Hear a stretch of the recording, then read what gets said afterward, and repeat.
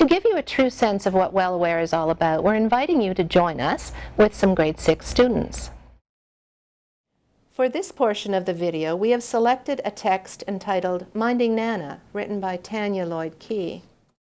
The text Minding Nana by Tanya Lloyd-Key is written in the form of a memoir and takes us through the joy and heartbreak of living with and losing a valued family member, Tanya's Nana, who suffers from dementia. Tanya struggles with thoughts, memories, and choices as she learns a lot about herself and her priorities during this difficult experience. In order to see how the invitations to learning, or what you may know as lesson plans, are laid out, let's take a few moments to take a closer look. What you're seeing is the format used in all of the invitations to learning. The purpose of the invitation and the content focus sum up the learning experience at a glance. In the margin, a suggested reading level is indicated, which of course is just a guide. Also listed are the text type and genre so that you can see how the text fits into your literacy program. Every invitation includes reproducible line masters found on the Well Aware website. Some of the invitations involve sensitive issues. In the case of Minding Nana, we're talking about dementia. A teacher tip provides you with quick suggestions that will help you to address the text comfortably in your classroom. The What You Need to Know section ties in the content foci by providing background information about the text and the health issue explored, as well as specific information on each of the intended teaching points. In the case of Minding Nana, the invitation talks about managing emotions, coping with loss, and has a literacy component about the text feature of chapter titles. The Minding Nana invitation has curriculum connections to language, the arts, health and physical education, and character education. The teaching notes relate to what we call the 6 C's: centering, contemplating, connecting, confirming, creating, and celebrating. For more on this structure, please see video number 3 that describes the components of the Well Aware series.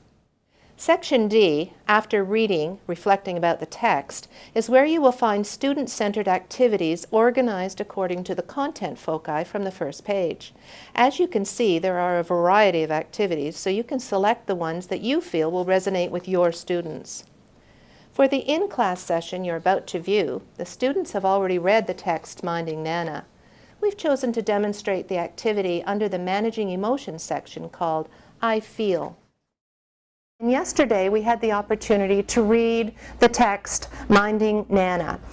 If I had to ask you for one word that would describe what you thought of and what emotion you felt when you read Minding Nana, what would it be? Yes? Sad. Sadness. Anybody else? Sadness and a little bit of, acceptance. Acceptance. Very good. Thank you. Upset and maybe a bit frustrated. Upset, frustrated? Guilt. Guilt. Good. That was mine. That was yours. Good. Guilt. There's a little bit of happiness in there. A little bit of happiness in there. Disappointment. Disappointment. Wow. I mean, you really came out with a lot of ideas for that. And I think that that's really, really helpful. And sometimes it's easy for us to describe how we feel. For example, if I said to you, how would you feel if you had something that you really loved stolen from you? What emotion or what feeling would you have if that happened? Anger, probably. Anger? Really sad. Sad? Confusion. Confusion. Why would somebody take that from you? Right. What about if you just aced a test? You came in and you had to write a math test and you went home and you just aced that test. How would you feel? Yes? Excited to show my mom. Okay, good. Happy. Happy? Excited. Excited? Over here? Proud. Proud. How about this one? How about if you tried out for a team and you didn't make it? Yes? I'd be upset. Upset? I guess I would be fine because I know I can try it next year or get better at it. Wow, love that.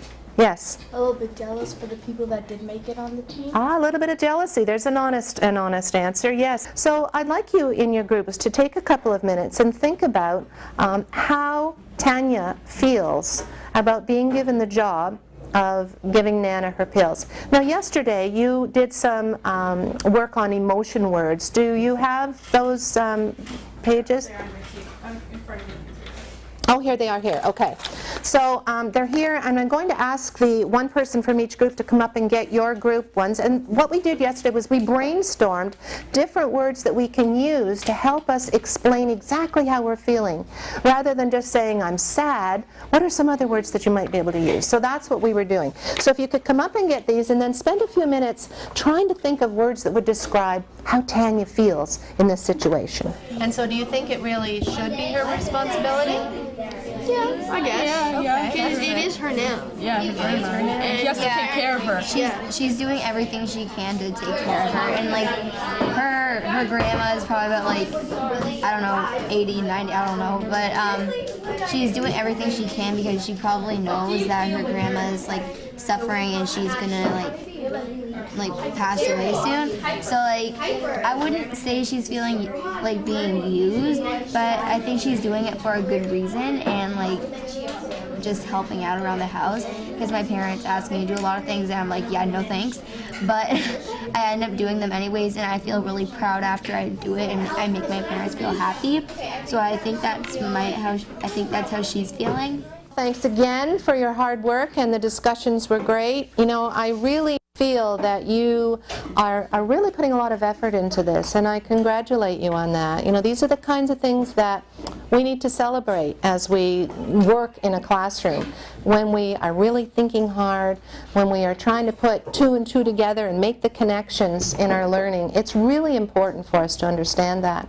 So what I'd like to do is to go from one group to another and see what kinds of emotion words you were able to put on how Tanya was feeling being given that responsibility to give Nana her medication. And let's start with this group right here.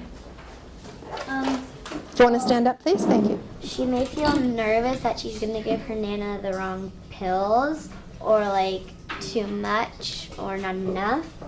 And she may feel annoyed because she wants to go to school with her friends, not be like with her Nana all the time. Or she might feel dependent on, like she's dependent on too much, or like she has too much responsibility, and bored because she just has to keep walking there and back and there and back. Or rushed because she hasn't even finished blow drying her hair and like picked out her earrings, and she has to go running and give her Nana her pills. Excellent. Thank you so much. Over here, please. We had needed because she's needed to give the pills to her grandma.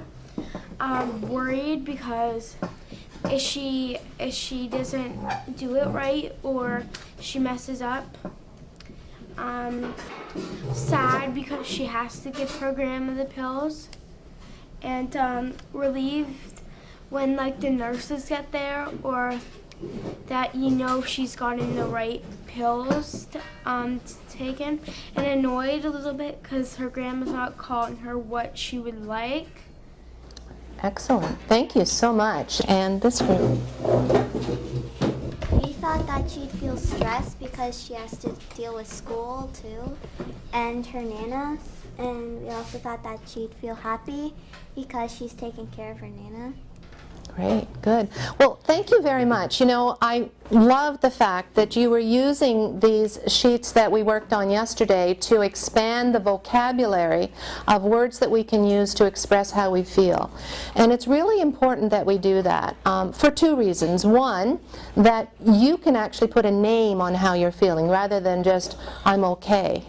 You can actually say, actually, I'm feeling really good today, or I'm excited, or I'm not feeling great today, I'm kind of worried about this. And it's really important for us to do that. And secondly, as an adult, it's important for us to get a true sense of how you are feeling. And as we know from this story, sometimes it's a real challenge to manage our life and to cope with all the things that are going on. That was the one thing I really noticed, was that all the topics were something that they could relate to. So everybody had a chance to participate at some level, and it wasn't threatening because they could make a connection with the topics whether it's something that they've experienced or they have a friend that's experienced or their parents. So they all had something to say, and their engagement level was extremely high. Once we can get the students talking, they're able to feel empathy for others. If we can help them to make the connections to their own lives, we'll continue to help them not only identify their emotions, but learn how to cope with them as well.